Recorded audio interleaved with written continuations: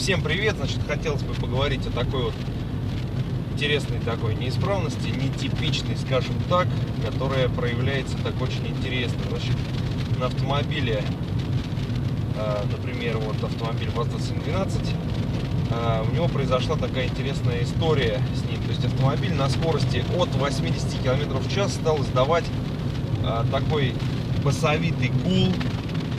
То есть где-то в трансмиссии стал появляться басовитый гул, похожий на то, как вот взлетает самолет, примерно так. Вот это примерно на скорости 80 км в час.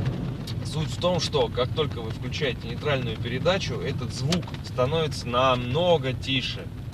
Так, начинаем проверять ступичный подшипник. То есть колесо стоит крепко, не шатается, не болтается.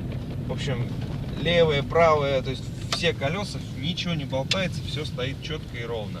Далее начинаем колесо крутить, опять-таки ничего не происходит. На скорости до 80 км в час ничего не происходит.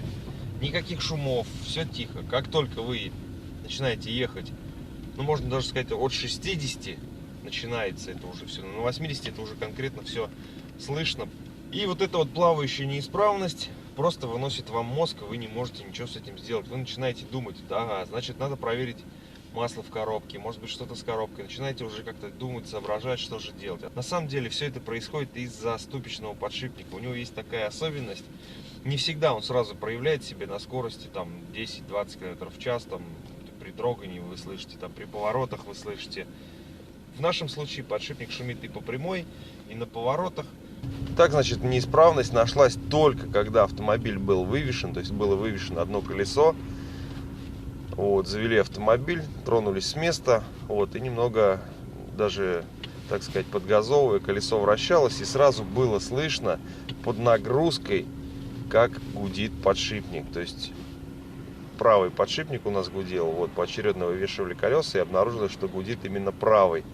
И вот показал он себя только под нагрузкой. То есть когда мы просто-напросто вращали колесо руками, качали колесо, это ни к чему не приводило. То есть никаких шумов, ничего он не издавалось. Только под нагрузкой он себя проявил. То есть, ну, естественно, он бы потом все-таки показал себя уже и без нагрузки.